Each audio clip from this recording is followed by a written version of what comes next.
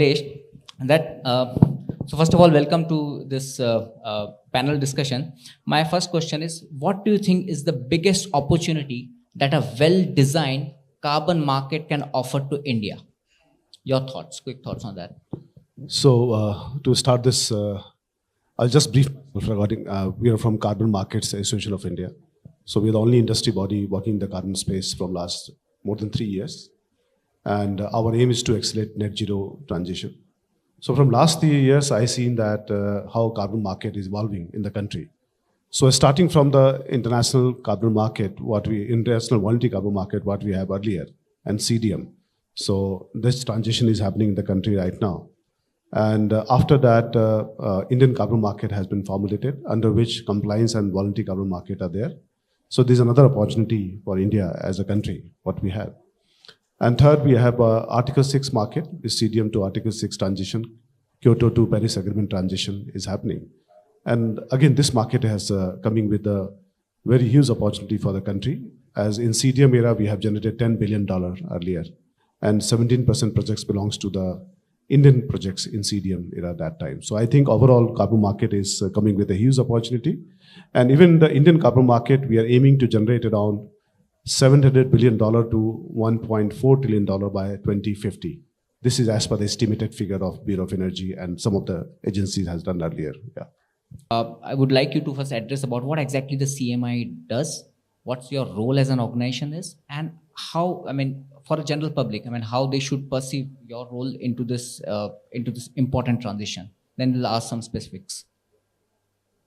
So as mentioned that CMI stands for Carbon Markets Association of India. So we are a not-for-profit Section 8 industry body.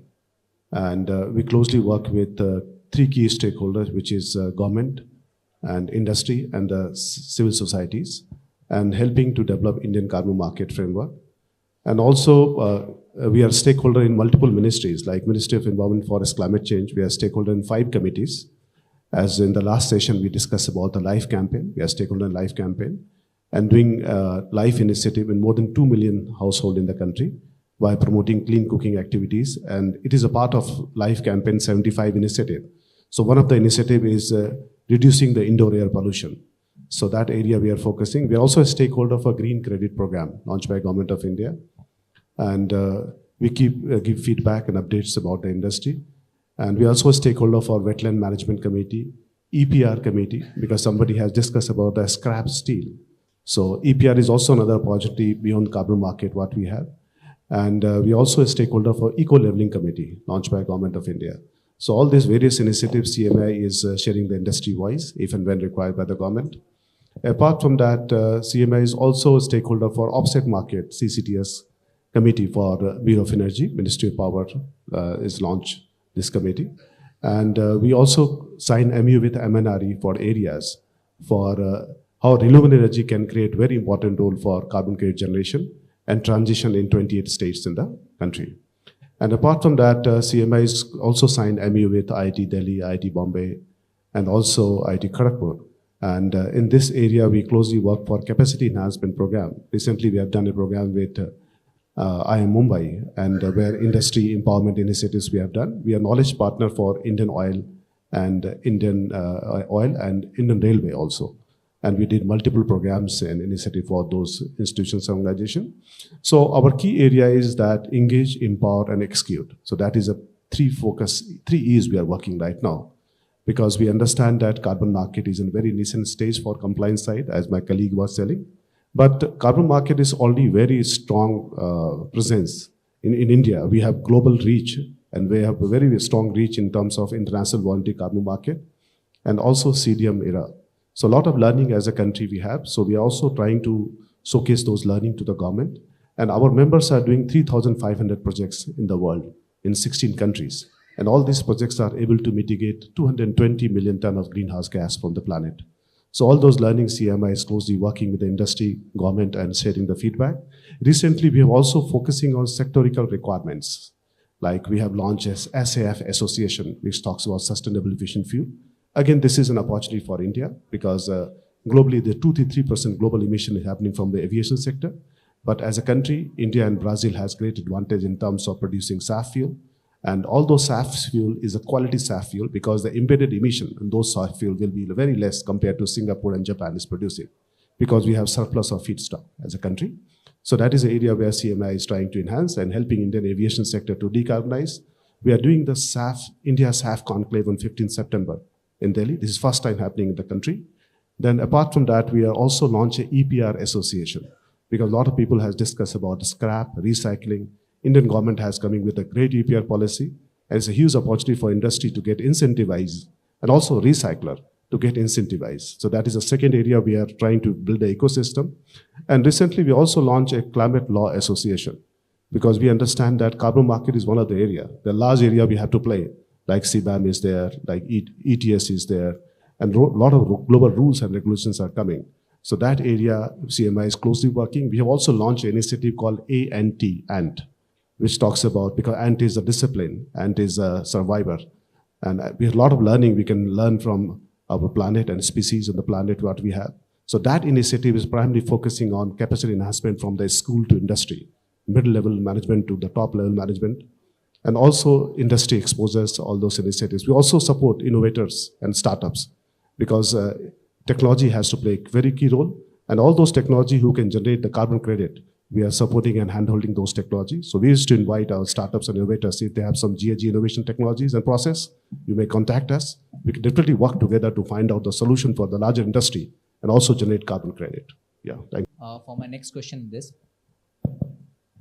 if you could help all of us answering this, like what are the key requirements an industrial or the industry person should look with terms of this new CCTS scheme, that how they should adapt to this, what are the key things in mind they should be taking care of, and going forward, what are the do's and what are the don'ts that once this market gets matures that they should keep in mind. So I think we discussed about CBAM and ETS both. So I'll just give a little clarity, because industry is suffering a lot because of these two taxes at large. So how CBAM and ETS is working in the world, and how they parallelly actually hitting the industry very badly because of EU CBAM. And recently our foreign minister has also mentioned that CBAM is not a justice for developing country at large. So we're also working in this space. So I'll just give a little background about emission trading system and CBAM, and a lot of difference is there. So emission trading system actually setting up the emission target, but it is a market-driven approach. So like India government has ETS, like Indian carbon market, what we have. So that will have a fixed target, and it is a completely work on the market-driven approach and cap and trade approach. While carbon tax is a direct set price of the emission target, like EU CBAM and UK CBAM is there. So both of the area where industry has to pay tax at largely. And there are 38 countries in the world where ETS is already working. So we recently launched in Indian ETS market also. And all those ETS market actually just cover 10 gigaton of CO2 emission, which is around 19% of the global emission has been done. And the ETS market, some of the markets are already leader, like EU ETS is there, Korean ETS markets are there. And like Government of India has also launched ETS. Japan has launched ETS market in 2023. Indonesia has launched an ETS market in last year. So idea is that how ETS market is going to play important role, but at the same time, ETS and carbon tax should be prioritized together. They should link together. So this is the phase and problem and concern which companies, industries are facing right now. Because like we discussed about the sectors in ETS market, what we have, like steel is also coming in the compliance market. Government has already launched 9 sectors in the compliance market list, in which steel is there as a compliance market, cement, paper, chlor-alkali, aluminium, fertilizer, refinery, petrochemical, and textile. So all these sectors are coming in the compliance list of Government of India, and all those compliance sector has to meet certain targets, while government has announced 4 sector targets recently. And the targets are there in the cement sectors, where 186 entities are there. And the aim is to reduce 264 million ton CO2 reduction. And these targets are emission reduction intensity target, which is around 3.7%. And even chlor-alkali, the 30 entities are there, and 9.27 million ton CO2 emission reduction targets are there for Government of India. And emission intensity reduction target is 7%. Similarly for aluminium, 5.5%, and pulp and paper for 6.4%. So government has already identified the hard-to-abate sectors where large emissions are happening. And all these targets are also aligned with the CBAM market or UK CBAM market. So that India's challenges in the future about the CBAM coming in this space, and where all these target sectors should actually be strengthened itself by government of India and can able to meet the global competitiveness. So this is a broad idea regarding the carbon market space, what we have, and even the CCTS space. While offset market, government has also launched 10 sectors in the offset market recently. But right now, the government of India is only focusing on CO2 reduction. They're not focusing on methane reduction projects so far. So that's why recently we have done a program on decarbonization of livestock and dairy sector. But methane is not a part of that reduction list of government of India, because government might be thinking that methane reduction might impact the rural and agrarian economy for the country. But there's a large number of methane reduction projects are there in the voluntary market, and Article 6 market like CBG is there, and clean cooking, clean initiatives are there. We can definitely work together and also reduce the methane abandonment projects in the country. Yeah. My question to you is, there are two things. First of all, what are the other opportunities which are lies apart from CCTS or other kind of market? Number one. And number two, how do you envisage the role of private players in this carbon offshoring? So thank you. So I just want to reiterate that three kind of carbon markets as a country we have right now. One is CCTS, which is launched by Government of India. And CCTS market is primarily focusing to meet NDC goal, not beyond that. While CCTS market, government has already launched 9 sectors, which is coming in the compliance list. 4 sector target has been fixed by the Government of India. There are many more targets going to be decided in coming years. And it is completely based on cap and trade model. While CCTS credit, we can't export outside India. This is for Indian market. While in CCTS market, we are aiming to generate around, we mentioned about $700 billion to $1.4 trillion by 2050 as a carbon incentive for the industry. While beyond CCTS, there are 2 more markets are there where India has already taken lead in these 2 markets. One is that international voluntary carbon market. And international voluntary carbon market started from the era from the Kyoto Protocol. And there are various mechanisms and registries are there where India has leading in this space, because I think in 2022 data, as this market has $2 billion market, and India has around 60% share in this market. So we are able to generate more than $1 billion market in international voluntary carbon market. Now, international voluntary carbon market has some turbulence in coming years because of ICVCM framework and CCP principle, core carbon principle, which actually recognize that renewable energy credits are not part of the CCS frameworks. They are not qualifying for core carbon principle. So that's why the price of Indian voluntary carbon market has fallen down drastically. And the victims are the industry, largely. So we have raised this question to government various times, because as a country, we have 200 million credit right now. Around 100 million credit we have from CDM market, and 100 million credit we have from the international voluntary carbon market. We are raising these issues again and again. For this, we are creating a regular workshop on the industry, taking feedback from the industry, and also involving government that what is going to happen these 200 million credits, because industry has spent a large money. But I'm sure that because of ICVCM rules and a lot of development in the international voluntary carbon market also aiming to increase from $2 billion to around $100 billion by 2030, because of global rules and regulations are there. So that is a tremendous opportunity as a country we have. While we also have to move from reduction credits to removal credit as a country. So we have to focus more about the renewable projects, sequestration projects. As a country, we have huge opportunity. We have 75% coastal areas. We have large mangrove plantations, opportunities are there. And CMAI is also closely working with Japan, Korea, Singapore, because there another opportunity it comes from the Article 6 market. Because after Kyoto Protocol, the Paris Agreement has come, then CDM has transitioned to happen to the Article 6 market. And in the last COP, which happened, COP 29 in Azerbaijan, Article 6 market has finalized after 10 years of dialogue and discussions. So finally, in Article 6 market, government has mentioned 14 technologies areas. In these 14 technology areas, these are the various opportunities for country-to-country collaboration under Article 6.2 and Article 6.4, which can be bilateral companies-to-companies collaborations possibilities are there.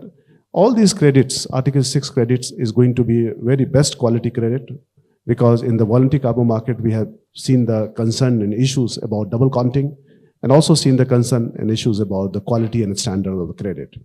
But Article 6 market is going to be a great opportunity as a country what we have. We are closely working with all the Japanese, Korean, and Singapore enterprise, and we are trying to collaborate with the industry for using the SAF technology, because SAF is also part of Article 6 list. Also collaborating for the technologies like clean cooking, clean initiatives technologies, because they wish to spend these monies, because all this credit what is going to generate in the country, because our average carbon price is less than $10 right now. But in Article 6 market, we are expected to get the carbon price more than $30. So this is going to create a good business viability for all of us. I have done a small case study for bioenergy sector, because bioenergy, our Honorable Prime Minister has mentioned in the India Energy Week Goa last year, that we are aiming for 5,000 CBG projects in the country. And CBG is also part of Article 6 list. So there is opportunity for, in case CBG carbon credit we can generate, it is going to help 15 to 20% of the entire project expense coming from the carbon credit market itself. So that is a huge opportunity for ourselves. And in the last session, I have seen that somebody has also discussed about the biochar as a sector, because biochar is also coming under Article 6, which is coming in the CCUS.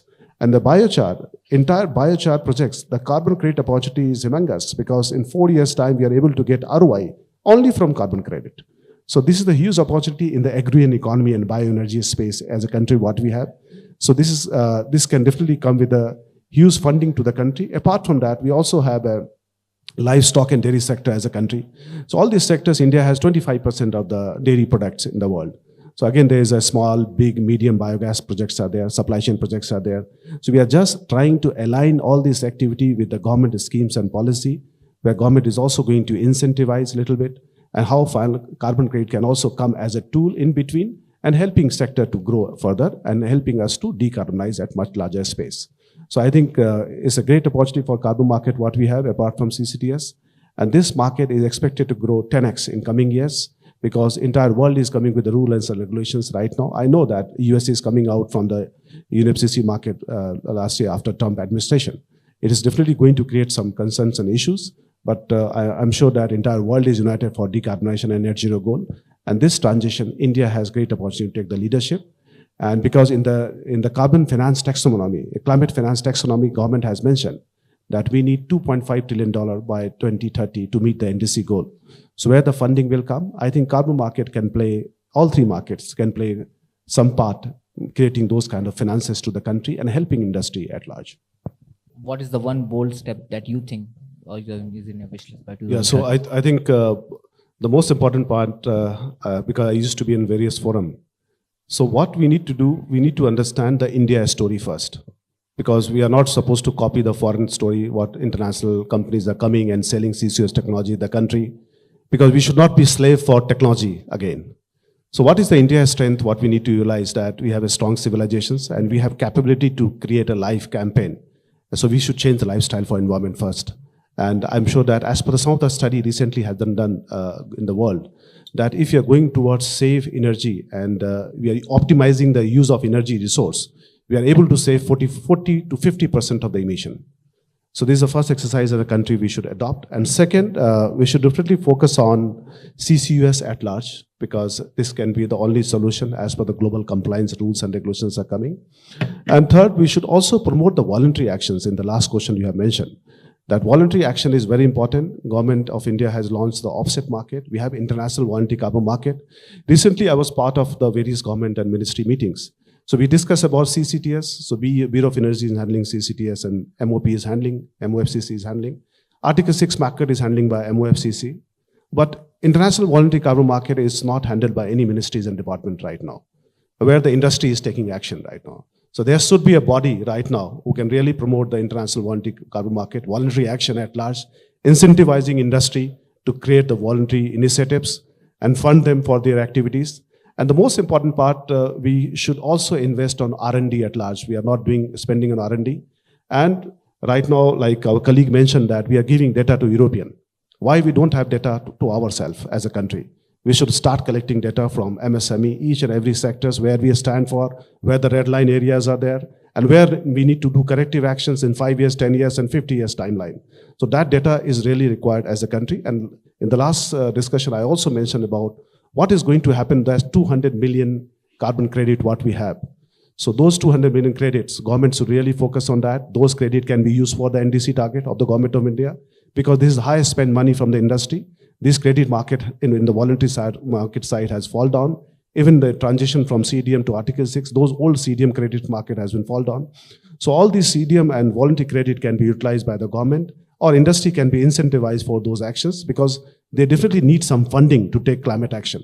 And I really appreciate industry's initiatives, because most of the industry is coming forward and also announce voluntary net zero goal 2040, 2050, while as a country we have net zero goal 2070. Okay, so in order to summarize this, it's very simple that you need to, I mean, if you can measure your reductions, then you can monetize it. And if you can monetize it, then you can definitely mobilize fund to it.